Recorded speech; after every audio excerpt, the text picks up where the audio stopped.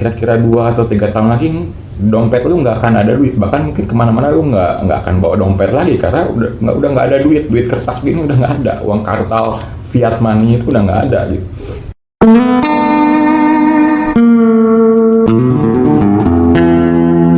Halo semuanya, jumpa lagi sama Jos di sini di Bacot Aja Dulu, ya kan. Hari ini kita mau ngomongin apa ya? Kayaknya asiknya hari ini kita mau ngomongin duit. Oh, lu hijau aja mata lu kalau lihat duit, ya kan. Nah, semalam gue mikir begini, kalian ngerasa nggak kalau kira-kira 10 tahun terakhir ini, 1 dekade ini, gaya hidup kita itu mulai digeser ke arah yang lebih digital. Ya mungkin ini yang kata orang bilang nih, ya kan, namanya era disrupsi, ya kan, era industrial 4.0, bukan industrial, revolution 4.0, revolusi 4, digital 4.0. Ya pokoknya kita digiring ke arah yang lebih digital. Sekarang perhatiin transportasi, ya kan, kita sekarang bisa digital, klik, mobil datang, ojek datang, ya kan, klik, makanan datang, ya kan, mau belanja, ya klik juga. Bahkan sekolah, bimbingan belajar, kerja, semua sekarang digital, bisa online semua. Nah, terus gue jadi bertanya-tanya nih, ini arahnya kemana? Akhirnya gue riset.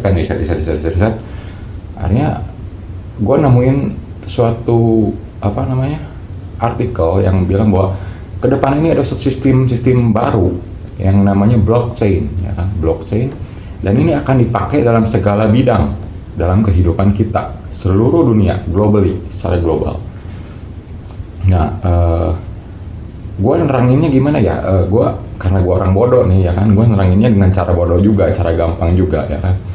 Gue harus bandingin sistem A yang kita pakai sekarang nih dengan sistem B, blockchain, yang nanti kita akan pakai gitu. Kita mulai gini deh, ini duit nih ya, ini kita mulai dari sistem pembayaran dulu, monetary, ya kan, sistem moneter. Di sistem A yang kita pakai sekarang nih, sistem moneter yang kita jalani sekarang, sistem pembayaran yang kita pakai sekarang, misalnya ini duit nih, ya kan, tiap duit kan ada nomor serinya nih, digitnya banyak, ya kan, berapa digit, anggaplah misalnya duit ini nomor serinya 1000, ya kan, ini duit yang ke 1000, nomor 1000. Gua lapar nih, gua ke resto, gue makan kenyang, gue bayar dong ke kasir, ya kan, pakai duit ini nih yang 100.000 ini, gue bayar. Oke. Nah, sekarang duit berpindah tangan dong ke bosnya resto, ya nggak, bosnya resto, duit yang nomor seri 1000 ini. Nah, bos resto kan harus belanja lagi, bener nggak? Harus dia belanja beras, belanja sayur, daging, telur, segala macam. Dia ke pasar, bawa duit ini yang dari gua ini kan, bawa, ya kan. Nomor serinya masih sama kan, masih 1000. Nah, dia belanja deh tuh. Jadi ini udah berpindah tangan lagi ke tukang sayur, ya nggak? Tukang sayur dia pegang nih. Ini tukang sayur punya anak misalnya, yang sekolah butuh sepatu, ya kan? Dia pergi dong ke toko sepatu, dibawa lagi nih duit ini nih, yang dengan nomor seri yang sama 1000. Belanjalah dia sepatu. Nah, udah gitu berpindah kan ke bosnya toko sepatu, dipakai lagi, akhirnya dengan nomor seri yang sama, duit ini banyak sekali penggandaan dan perputarannya. Nah, itu tuh inflasioner sifatnya, bikin inflasi sebetulnya. Karena ini nambahin jumlah beredar. Dengan makin cepatnya perputaran dan makin panjangnya rantai peredaran, itu inflasioner gitu. Itu sistem A, itu sistem yang kita pakai sekarang. Sekarang kita masuk ke sistem B, yang sedang dijajaki sekarang ini di dunia, seluruh dunia. Ini namanya blockchain, ya kan. Ini cara kerjanya begini. Kita pakai ilustrasi yang sama lagi ya. Gua lapar, gua bawa 100.000 ke resto, gua makan, gua bayar, ya kan. Gua bayar dengan nomor seri yang tadinya 1000. Ya, yang 1000 ini kan nomor serinya 1000. Nah, nyampe ke bos resto belanja ke tukang sayur. Nah, di situ perbedaannya. Pas bos resto belanja ke tukang sayur, udah bukan 1000 lagi nomor serinya, udah berubah jadi 1001. Nah, tukang sayur belanja sepatu ke toko sepatu, berubah lagi nomor serinya 1002. ya, dan seterusnya terus. Jadi tidak ada penggandaan di blockchain, tidak ada penggandaan transaksi. Satu nomor seri untuk satu transaksi. Nah, dia dicatatnya di suatu semacam pembukuan lah, disebutnya open ledger ya. Open ledger ini digital, bicara semua duit kertas itu pun nggak ada, duitnya juga digital gitu kan, makanya bisa berubah-ubah nomor serinya 1001, 1002, 1003 dan seterusnya. Satu nomor seri itu satu transaksi, dan begitu transaksi tercatat di ledger itu tadi, itu udah nggak bisa dikutak-atik lagi sama lu, nggak bisa diedit, nggak bisa digandakan, nggak bisa dicopy, pokoknya nggak bisa diedit, nggak bisa dihapus ya, nggak bisa dikutak-atik. Jadi sekali pakai ini nomor seri udah, berikutnya penggunaan yang berikutnya dia nomor serinya udah layan gitu. Nah, lu bayangin nggak sih, kebayang nggak sih kalau misalnya ini kan penggunaannya sebentar. Kafein ya. Ini kalau misalnya ini kan penggunaannya nggak cuma sistem moneter pembayaran doang kan, ini akan digunakan di supply chain, logistik ya. Lalu di dunia medis, dunia entertainment. Terus yang sekarang lagi terkenal kan jadi jaringan blockchain ini kan tempat di mana cryptocurrency itu ada, mata uang kripto ya kan, mata uang kripto. NFT itu yang si Gojali itu, NFT itu ada di blockchain men, ya kan? Ada di blockchain itu semua ada, itu semacam kayak Matrix gitu. Kalau lihat film Matrix itu ada di suatu di jaringan Matrix blockchain itu semua tuh yang ketek banget itu ada di situ. Metaverse nanti ada di blockchain juga yang namanya metaverse itu. Nah kita tuh sedang digiring ke arah itu men, ya digiring ke arah itu. Pelan tapi pasti ya. Tapi yang paling penting saat ini sih kelihatannya lagi hot-hotnya sistem pembayaran ya. Lu tahu kan aplikasi Peduli Lindungi lu kan masuk ke mall, lu scan barcode ya kan, scan bukan barcode, QR code. Nah, lama-lama kan orang terbiasa tuh pakai scanning QR code itu. Nah itu nanti kedepannya itu akan dipakai sebagai cara membayar. Lu bayar nanti nggak pakai gini lagi, ini ketinggalan zaman nih, lu pakai HP aja, seret gitu kan, langsung ke debit gitu. Nah, lu udah tangkep kan apa yang gua maksudkan? Ini akan merubah banget gaya hidup kita ke depan, karena ini akan merambah, blockchain ini akan merambah ke semua bidang kehidupan, medis, ini bahkan ke politik loh. Lu bayangin kalau pemilu nih ya, pemilu lu pakai blockchain ya. Udah nggak akan ada lagi tuh money politik ya, politik uang, coblos ganda. Kan tadi kalau blockchain sistemnya satu coblosan udah nggak bisa diedit, nggak bisa diulang, nggak bisa digandakan. Satu coblosan, satu transaksi gitu, satu coblosan ya udah gitu, nggak bisa didobel lagi gitu. Nah itu pemilu akan lebih bagus, politik lebih bagus, supply chain logistik lebih bagus, urusan medis dan lain-lain lebih bagus, disebutnya Internet of Things, IoT gitu. Nah,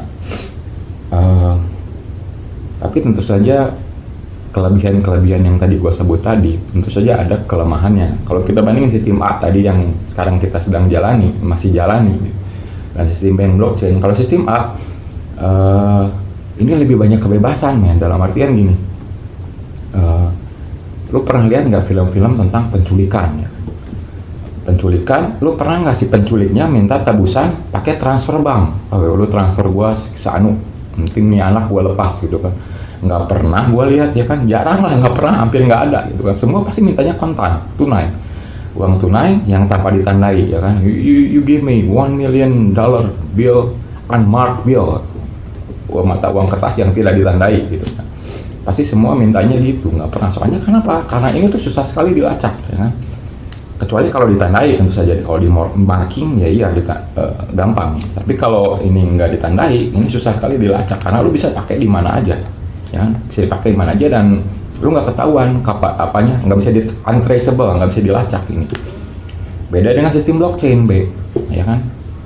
Apapun yang keluar masuk dari rekening ini kan digital nih, jadi nggak pakai duit fisik gini kan, lu digital. Yang namanya digital pasti melibatkan rekening bank ya kan. Yang namanya rekening bank, lu tahu sendiri ada KYC kan, know your customer, ada KTP lu di situ, di data mereka ya kan, alamat, foto, udah kan, terus transaksinya di mana, nilainya berapa, barangnya apa, lu ngapain aja kan tahu gitu kan. Nah itu dia bedanya A dan B. Ya di A lebih banyak kebebasan tapi inflasioner, dan tidak praktis ya. B, lebih praktis, non inflasioner kan. Tapi no privacy. Nah itu dia. Nah gue nggak bisa menghakimi lu pilih yang mana, toh tetap juga kita ujung-ujungnya digiring ke arah situ gitu. Itu bagian dari perkembangan zaman, evolusi manusia lah gitu kan, evolusi peradaban manusia.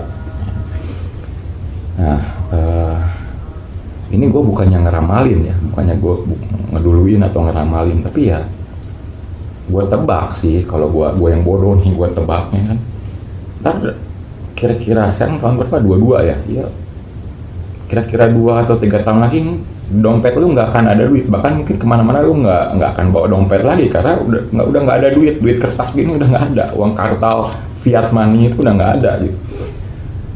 Lu bayar apa-apa pakai QR code, jangan scan sini scan situ, lu bayar apa pakai itu pasti. Tempo 2-3 tahun lagi, lu nggak percaya nih gue tunjukin nih, dan gue temuin beberapa berita yang bisa menyokong opini gue. Nah ini dari media asing ya, media luar. The number of countries exploring CBDC is more than doubled during the pandemic year. Jadi dia bilang selama pandemi ini negara yang mengeksplor CBDC itu lebih dari double katanya. CBDC itu ya uang juga, cuma dalam bentuk digital ya, yang diisi oleh bank sentral. Lalu ini langsung dari websitenya BI, Indonesia Payment System Blueprint 2025. Jadi Indonesia juga lewat BI punya blueprint untuk sistem pembayaran menuju tahun 2025 dan tentunya digital ya. Lalu ini ada media dalam negeri ini ya, Gubernur BI sebut rupiah digital diluncurkan di 2022. Sekarang tahap finalisasi. Nah finalisasi men, mantap. 2022 katanya ya. Kita lihat aja, gua kan nggak tahu ya, kita nggak tahu. Tunggu aja tanggal mainnya. Oke, jadi gitu ya. Udah gua tunjukin, masih gua cerita ngomong ngalor ngidul ya kan, kira-kira ke depannya hidup kita ini bakal kayak apa ya kan. Hidup kita bakal ada dalam blockchain men ya kan, ada dalam blockchain, dalam metaverse, main game dapat duit ya kan, apalah ya, NFT yang kita mainin ya kan. Jadi itu udah bagian dari evolusi perubahan zaman, dan apakah itu bagus atau enggak itu cuma teknologi kalau kata gue ya, itu cuma teknologi, dan teknologi itu netral. Lu mau bisa bawa bagus, kalau lu bisa bawa bagus ya jadi bagus, kalau lu nggak bisa bawa bagus ya dia jadi jelek gitu kan. Ke depan bakal begitu, robotik ya kan, robotik, macam-macam lah aplikasinya. Jadi gitu. Ini gue cuma ngalor ngidul aja ngobrol ya kan, gue terangin dengan cara sebodoh mungkin karena gue orang bodoh gitu kan, pakai bahasa yang semudah mungkin, pakai contoh ini ya kan. Ya mudah-mudahan pesannya bisa sampai, lu bisa nangkep apa yang gue maksud. Kalau ada salah kata gue mohon maaf. Sampai jumpa lagi di topik berikut ya kan. Bacot aja dulu, bayar belakangan, oke? Sampai jumpa. Ciao.